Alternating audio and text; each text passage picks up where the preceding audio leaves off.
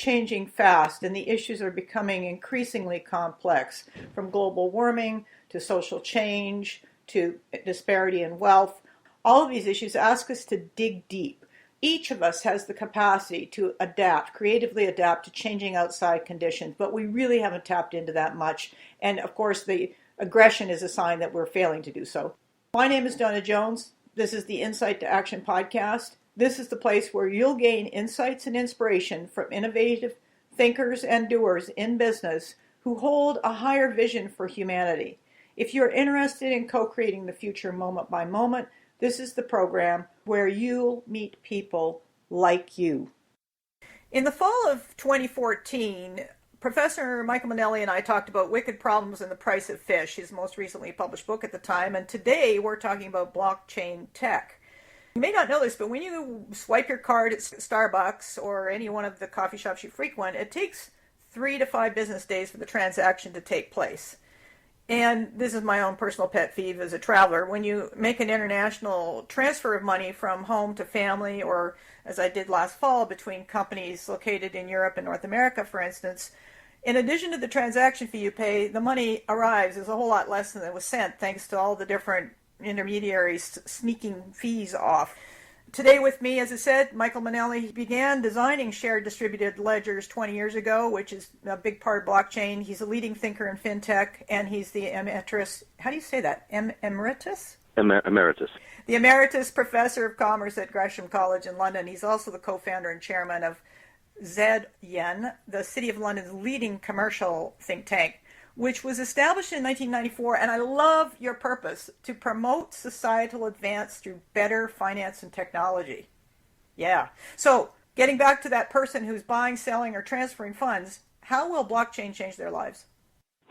Donna, it's great to be here calling from London, and yes, emeritus just means very old, I'm afraid. Right. Well, what is blockchain going to do?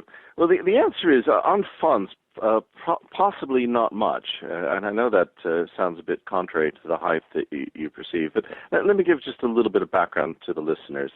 The mutual distributed ledger field began at least 20 years ago, and perhaps longer ago than that. And in fact, there have been a number of ledgers out there. We built ours in 95. A friend of mine, Ian Grigg, built one in 96 to tackle some aspects of wholesale payments. Stanford University may well have developed a prototype blockchain in the late 90s for archiving academic work. In 2004, Ripple, a system that's still around today, implemented a prototype blockchain. And in fact, the government of Estonia in 2007 moved its citizens largely onto blockchains for government services. So they're not new, but obviously we weren't making a lot of headway if we're talking in 2016 about how exciting they are. And really what changed things was the launch of Bitcoin at the beginning of 2009. So a paper was written by this anonymous Satoshi Nakamoto.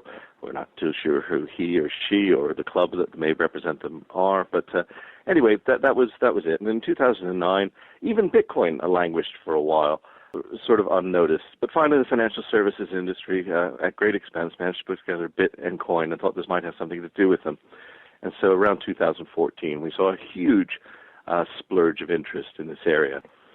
Now, the application that was being built on top of the distributed ledger, in the case of Bitcoin, was a cryptocurrency. And there are many other things that you can build on top of distributed ledgers, and I'll go into those as we go through our chat. But the difficulty we've had has been, despite being very thankful that Bitcoin has brought attention to the blockchain, the difficulty we've had is most people assume that all blockchains work the way that the Bitcoin blockchain works. So let's go through just one element of the basics, and I'll hand back to you. I've been using the term mutual distributed ledger in preference to blockchain. Well, why is that? Well, a mutual distributed ledger is probably something I think if your listeners come away remembering that phrase, it will hopefully help them. Ledger means that what we have is a data structure, just like any other ledger, an accounting ledger, a registry of land, academic degrees, what have you, a register that is immutable, unchangeable. It is permanent in the sense that it really cannot be altered. Distributed, just like many other things that are on the internet itself, email, peer-to-peer, we've distributed the system of the ledger around a large number of people, and therefore we get those advantages. The whole reason the internet began, the idea that it could survive nuclear war, we'll be here after the cockroaches rule the earth. That was the sort of purpose of it. And so the distribution achieves that.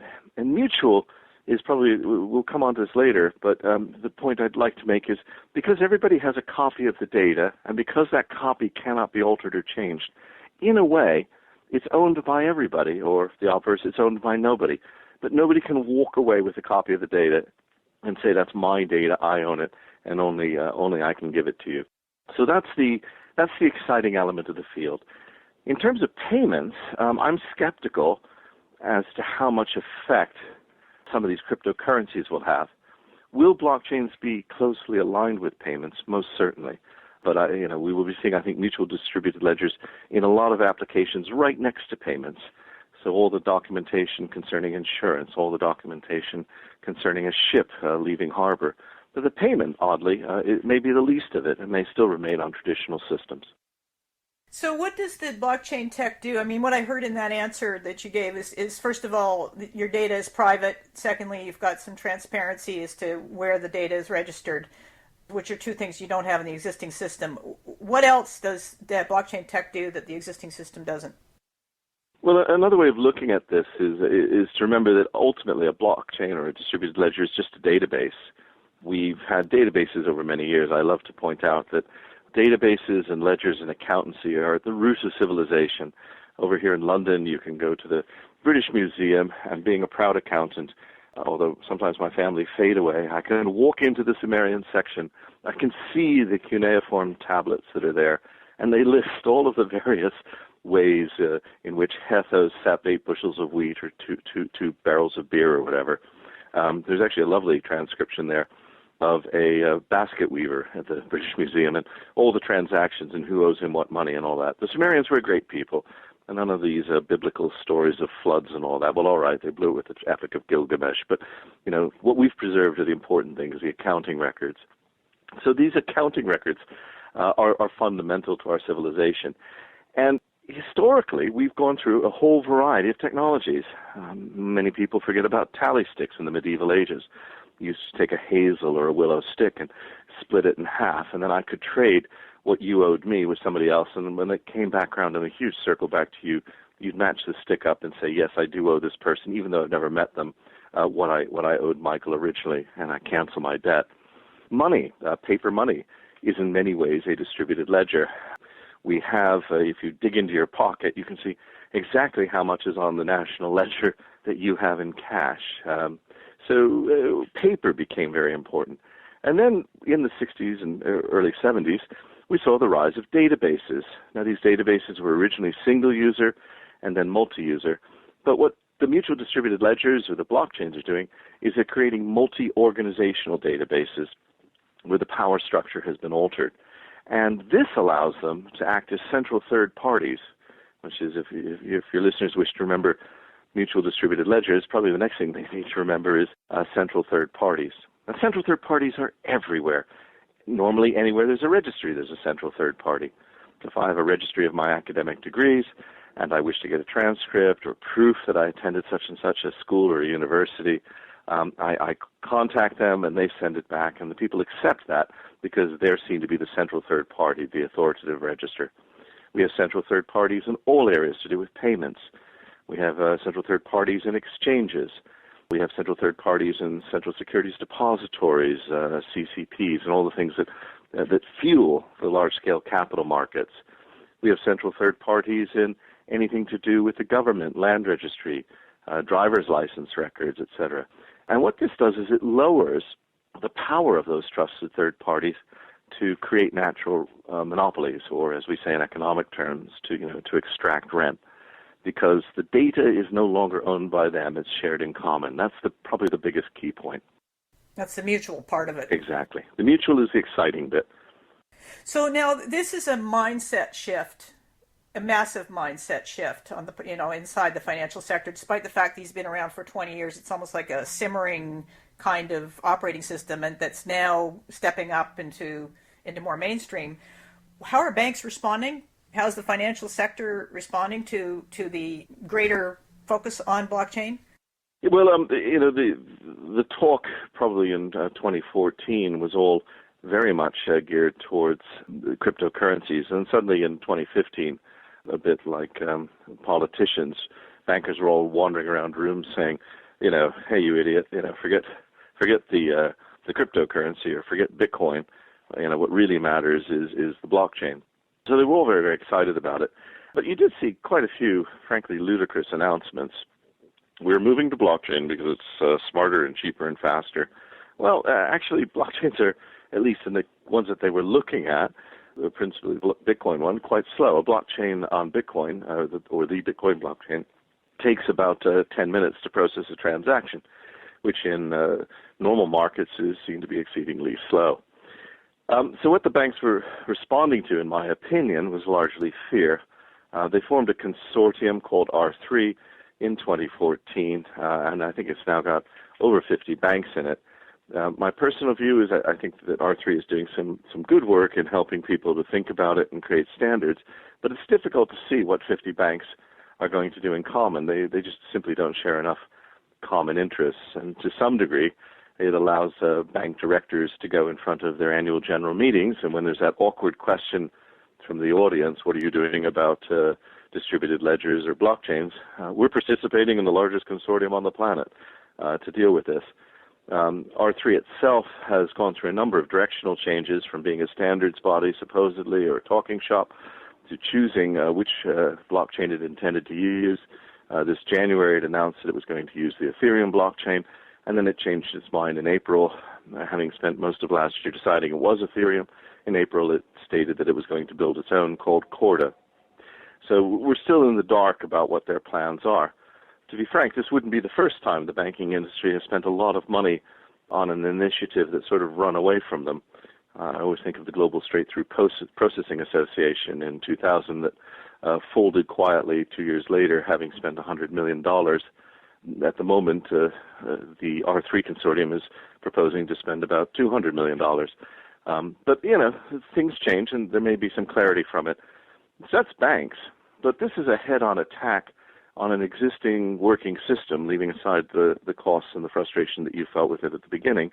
In fact, some of the really exciting areas have got nothing whatsoever to do with banking or payments. So I mentioned insurance and shipping earlier.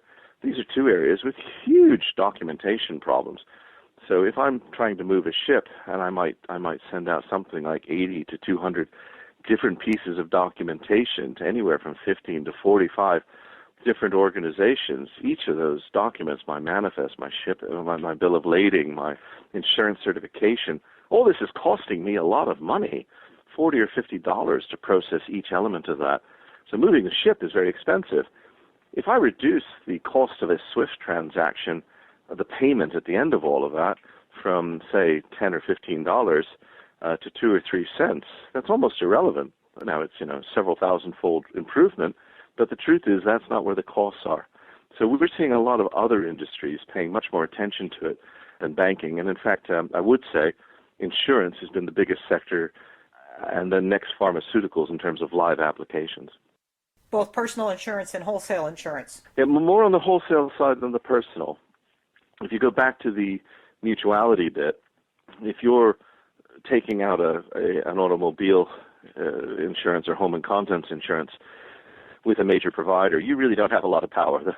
You take their terms, and you rely largely upon the market to keep them in line. That if I'm offering automobile policies out of line, I will lose customers over time. In the wholesale markets, you've got here in London, you've got about 200 brokers and about 100 underwriters operating in the global wholesale insurance hub of the world. They're all at much more parity, and they're a little bit concerned about people having a central third party who has complete control of the records. So they like this idea of data sharing. It's very attractive to them. Same thing in the shipping industry. Same thing in things like forestry and timber. There have been several attempts to produce the ultimate timber registry of all the timber that's moved from certified forests out and been reprocessed. And of course, the industry has reacted badly to that because often a central third party exercises its natural monopoly rights and says, well, this is only costing me pennies to give you, but, I can charge you $1,000 because I'm the central third party that you have to use, and therefore you'll have to pay those costs. So I think the changes are out there. I have a sort of an ivy theory of technology. Ivy the plant. I feel that too many people spend a lot of time looking at a piece of new technology like cryptocurrencies and say, well, this is going to destroy the banking sector. The answer is that the banking sector has a lot of room to bring its payments down.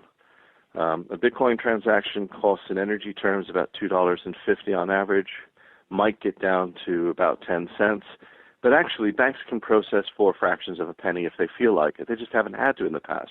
They haven't had competition, and they've largely, in international field, operated in a group called SWIFT, which some would claim is a cartel, and others would claim, well, it's just a cooperative. It's sort of how you pick it. So in the end, will blockchain be the wake-up call for them to switch or to change their purpose from being more self-serving to something broader, like serving society as a whole? The answer is probably not. I don't mean to sound defeatist. I mean, it's certainly a shot across the bows.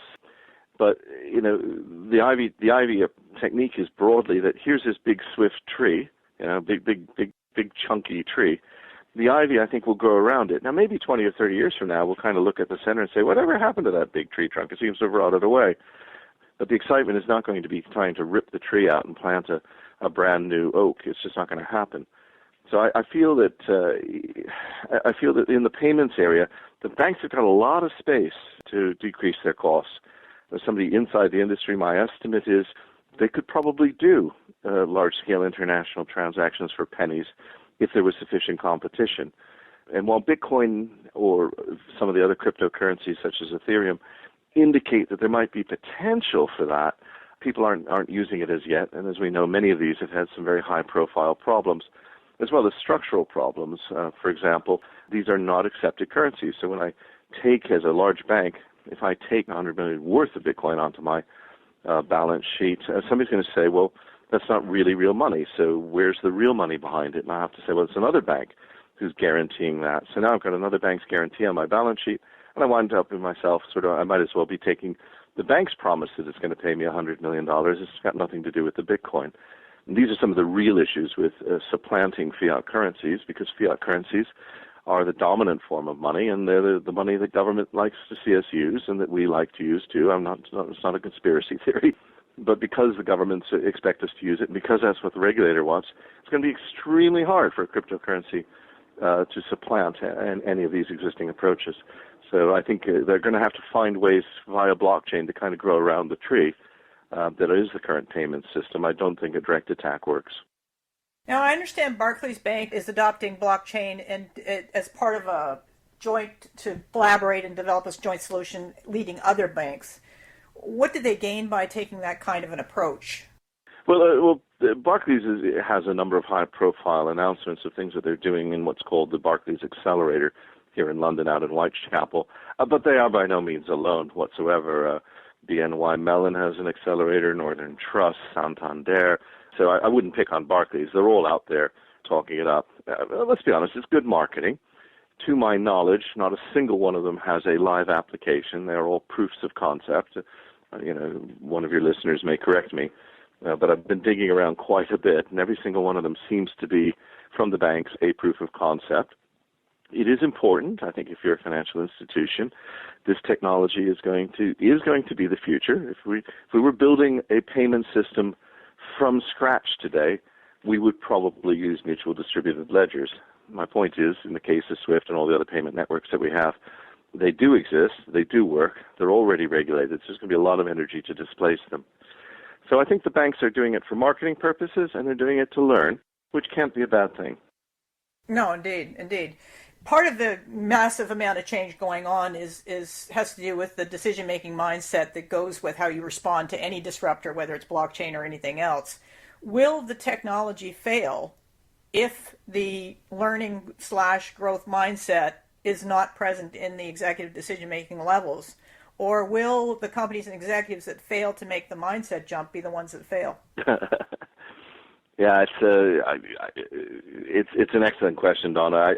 I find in so many areas that incumbents are normally very poor at adopting new technology. And I'll go well outside of finance, and I could talk about what happened in the case of the biotech industry and the large pharmaceuticals. I could talk about what's happened in exploration companies in the oil and gas sector. Large firms are normally not very innovative, so I think it's a learning process. The true innovation is most likely to come from smaller firms, and then the larger firms will find various ways of adapting or adopting to them. So I think it's great that they're out there and learning. I think it's great that some of the executives realize that there's changes afoot, but I don't expect the true innovation to be coming from the larger firms in any case.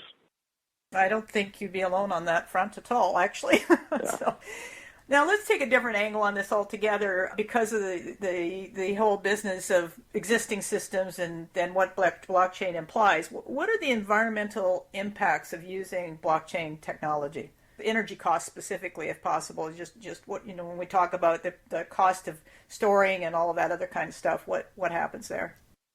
Yes, well, I would again draw a distinction between cryptocurrencies and mutual distributed ledgers. Cryptocurrencies and mutual distributed ledgers really consume energy and have an environmental impact in two ways. It's the validation process that they use, the communication costs, which do consume energy. I remember once seeing a study of how much a Google search costs just in terms of carbon, and it was a bit surprising, especially as somebody who searches frequently on the internet. And then you move into storage. Let's get the bad news out of the way first. There's an urban myth going around that Bitcoin consumes the energy consumption of Ireland at the moment. That's wrong. It's about half the energy consumption of Ireland, which isn't particularly good. It's an ongoing debate as to how this moves and all that. But ultimately, in my opinion, the reason the energy consumption is so high is that there's a very complicated mining game, and you have to put a lot of energy in to be at the table, and that allows you to win Bitcoins. And the reason that energy consumption is so high is to prevent cheating. So I'm not sure that there's going to be much energy savings there. But once you throw the cryptocurrencies out and you're left with a standard distributed ledger, that's a fairly boring data structure. It does need to communicate, and there will be costs in that in energy terms. And then because these are immutable long-term ledgers, there definitely are significant storage costs. This cuts in two ways. One could argue that what we're doing is just creating these enormous monsters that will last 30 or 40 or 100 years of the ledger of all time of trading or the ledger of all time of shipping or insurance, as I said earlier. However, a number of us are researching ways of reducing that or allowing people to fade away over time or only take the portions that they like.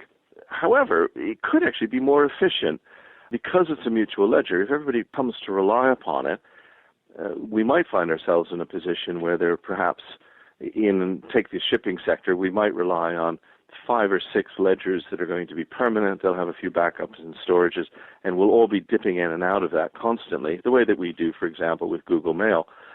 But that doesn't prevent us. It avoids all of us keeping copies of everything. So at the moment in many of these sectors like shipping, I email you the manifest, you email me back a query, I email it back to you with an amendment. We do all of this sort of toing and froing. We might do that with a large number of CCs, carbon copies to boot, and then our servers get cracking and they back it up overnight. So we suddenly find ourselves with huge amounts of storage anyway, replicated in so many locations. If these ledgers get over that sort of hump where they become accepted standard practice, we could oddly see a great reduction in the environmental impact of computing around the world, at least on storage. Oh, so there's some hope in that domain, at least. There is. Depending on adoption. That's right. And it's also one of the reasons I'm skeptical. Like, there may be a cryptocurrency or two that lasts, and we may need, but some of these proponents who talk about hundreds and thousands of accepted, widely used cryptocurrencies, we'll all be sitting in the dark, shivering, trading what are effectively just numbers with each other. So I don't see that future happening. But I do see a bright future for the distributed ledgers themselves, which are the dull, boring bits of it. I'm an accountant, ledgers are boring. I love them. Well, and again, this is the area where there's so much confusion between the entanglement of the blockchain technology itself, the distributed ledgers, and the currency platform. So, and the whole question around, will there be money in the future? Will we not have any? What do we do with that? What do we trade? So it's such a radical challenge to the existing way of seeing things. Well, it's probably important, to remind people. See, the applications. Let me give you a couple of applications you might not think of. So, people are swapping insurance documentation on one. Well, we've got two live applications. One with 6 reinsurers who are swapping data with each other. We've got another a company called SafeShare, which is an insurer for the sharing economy, sort of Airbnb type applications. They have a client here in London called Vroomi, which is Airbnb for desks, effectively. And Vroomi and they and their London underwriting crowd, plus the clients, are all sharing data through a ledger like this already. We're also working with a number of clinical trials organizations. I can't name all of them, but one of them over here is the University of Middlesex. But we're doing about 50,000 clinical trial recordings a day, and this means that when the FDA looks at the trials 4 or 5 years from now, all the data has been recorded immutably. It can't be changed. And in fact, even more importantly, the contract research organizations can't lose the data. We're obviously working with the ethical end of it, but they're trying to bring things forward. So there's a lot more applications. One of the biggest areas, I think, and I think some of the people in future will be, future being 3 years from now, if I was to show you an application, for example, on my telephone, my mobile phone, cell phone, that had all the, the ski resorts in the world, you wouldn't look at me and say, did you use a database to create that? Well, I would look at it and say, well, duh, how else would I do it? I think mutual distributed ledgers have got a big application in identity. So we've got we have proof of concepts. I draw the distinction between that and something working.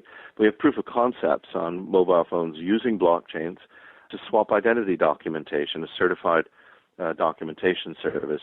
Somewhat what the government of Estonia, who I mentioned earlier, are using, but sort of private sector versions of these.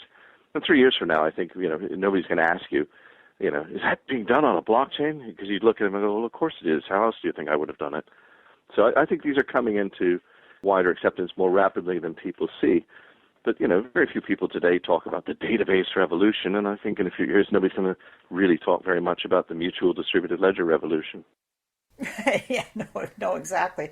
And then I'm glad you mentioned the identity, because that was something that I think slips right under the radar screen for most people. I think in one of your articles I read, 2.5 billion people lack official identification, and 1.5 billion of those are over 14.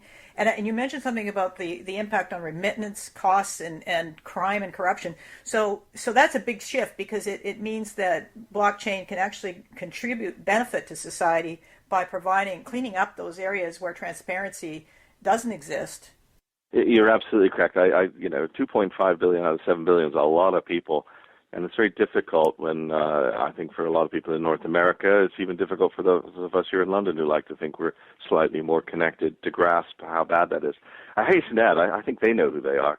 It's just that it's not legally acceptable identity that they have. And we've seen, due to the predominance of kind of anti-money laundering rules, we've basically seen Western banks move out of a lot of developing world markets, which is a bit strange and sad in a way, because I feel government regulation is actually pushing many of our major Western banks out of the high-growth areas. These are going to be the 8-10% GDP growth areas in the future, and we're retreating just at the time we ought to be moving in and trying to help.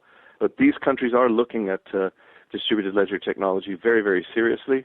Estonia has been out there actively promoting to other governments how they can copy what a small country of 1.3 million, but don't sniff at 1.3 million people who've been on a ledger like this for over half a decade. That's pretty impressive what they've achieved there. And other countries can copy that. Are there any other ways blockchain technology can serve as a force for positive change in society? I think in all sorts of ways. And again, this is the Ivy theory, growing around it. To me, one of the biggest areas is in tracking what's called provenance, or chain of custody. So how do I follow something from source to consumption, and how do I see that it's been handled in an effective manner? This applies to whole areas of food safety. It applies to forestry products, which I mentioned earlier. I wrote a book, The Price of Fish, based on my experiences with a colleague of mine, Ian Harris, and that was focused on the Marine Stewardship Council, which is sustainable fishing. So all of these tracking mechanisms have been historically very expensive because you're trying to make a diffuse industry work together. And secondly, the industry doesn't trust you. If you ever became very important, like I could not sell a fish unless I could prove I had a certificate, the people issuing the certificate have a temptation to up the price. One of the areas that Barclays has been claiming to work with is a very passionate woman by the name of Leanne Kemp out of Australia. She's created a system called Everledger, which is trying to handle blood diamonds. And she's got some 3 million diamond certificates on a distributed ledger for people to share so they can validate how the diamond has moved from the mine into processing, been cut into 12 other diamonds, mounted, and passed on. I don't want to make it sound too easy. It's quite a difficult task, and she has a road ahead of her, but she's making a lot of good headway. Well, and it hits home on the ethical supply chain issues, which are not just in blood diamonds. There's it cuts across into the fashion industry and clothing and the source of clothing. And I mean, just off the top, that's what I think of. Well, if we got time for one quick story, which is I think shows you where this could go. We were approached last year by some U.S. insurers who had in turn been approached by electrical utilities in the States. And the utilities were saying, how are you going to insure situations where we have differential energy contracts if we're allowed to turn people's appliances on and off? So to remind you, a large electricity company would love to have control of the appliances, not to put you in the dark or anything, but just when they have these load peaks and things like that, they want to be able to turn the appliances off so they don't have to kick in extra generators for a few seconds and things like that. A lot of load balancing applications. Now, we've been talking about this for 30 years, but it looks like it's getting closer, and certainly if the clients are asking the insurers how do they insure it, that's quite telling. Okay, so you come home on a warm summer's night in Kansas, and you open your refrigerator, and it's full of mush. Who do you call? Well, you call your insurance company. And they say, well, you got one of these newfangled energy contracts. It was your electricity company that turned it off. So you ring the electricity company, and they say, no, it was poorly installed. So you ring your installer, says nothing wrong, it all checks out. And you might have unplugged the Hoover or vacuum. You might also, it is a known fraud in the States, you might have decided to turn, frozen food into liquid assets because you didn't have quite enough cash at the end of the month. So those are the sorts of problems. Now what's going to happen? Your lawyer's going to write a stiff letter to the electricity company saying, could you please record for me all the microsecond by microsecond transactions that you sent to my client's refrigerator or freezer? No. And what you'll be doing is writing that onto a distributed ledger. So to me, one of the big announcements was last year when IBM and Samsung announced that they were going to create an Internet of Things distributed ledger, which they called ADEPT. And, I can see this for all sorts of areas. How are autonomous vehicles going to work? 9 radar on your car, talking to cars ahead, behind, and to either side, talking to the roadway, talking to the meteorological or weather service, talking to traffic control, and then bang, you hit something. What, your lawyer's going to write letters to all these people, and then his paralegal is going to spend months sorting out who did what to whom? Now, this has got to be solved automatically. And back to the 7 billion people on the planet, I think IBM, Samsung, and I'm afraid I share their vision, we're looking at distributed ledgers for those 7 billion people by their heating systems, security systems, their lighting systems, their mobile phone network, their health, their Fitbits, et cetera, et cetera, et cetera. So I think it's 7 billion times 10, 20, or 30, and therefore I see a few 100 billion distributed ledgers as the future, not one sort of all-encompassing blockchain. Talking about scale and scope, pretty impressive. It certainly is. I hear a lot of skeptics, and they say, this won't happen. Blockchain, distributed ledgers are never going to succeed. What do you say to them? Well, firstly, I think they're wrong. I mean, they are succeeding. The blockchains are finding applications all over the place, without question. And we're moving from, ideas and proofs of concept into actual applications in use. And I've mentioned a few of them in the pharmaceutical sector, in the insurance sector. We've got a big time-stamping engine, which your listeners are welcome to go and use for free. In fact, there you go. Go and use a blockchain for free. So you're not just talking about it, use it. Go to metronomo.com. So that's METRO G-N-O-M-O, metronomo.com. And it's a free time-stamping engine that they can go out and use and see what this technology does. So there's a lot of applications already happening there. It's like everything. It takes a bit of time. And it took a little bit of confidence. Bitcoin seemed to have given a number of people the confidence that this stuff worked in practice. And that's been a good thing, as I said. Michael, I want to thank you very much for being on the program. Where can people go for more information? Well, I would recommend two sites. If they wish to go to my commercial site, that's ZYEN, Z-Y-E-N or Z-Y-E-N for your American colleagues. And the other one is longfinance.net, which is our pro bono work. And we try and publish just about everything there. There are copious reports up there and links to various sites. And I am on email and very happy to answer queries or questions. And again, thank you very much for being a part of the program. Really appreciated chatting with you again. A delight, Donna. Thank you. I'm Donna Jones. I provide personal growth for business, mentoring leaders and decision makers who are really ready to adapt their awareness and inner skill set to both meet and match the complexity and speed of change. I also bring intuitive insight into decision making and leadership expansion so that collaboration can benefit from conflicting perspectives and higher trust. By embedding a healthy balance between certainty and uncertainty, growth at a personal and organizational level has a serious chance. Contact me through LinkedIn or through www.frominsight2action.com. And it's Donna, D-A-W-N-A. And now a track from Mark Romero, markromeromusic.com, called Alignment. Mark's music has a very, very healthy effect on your body.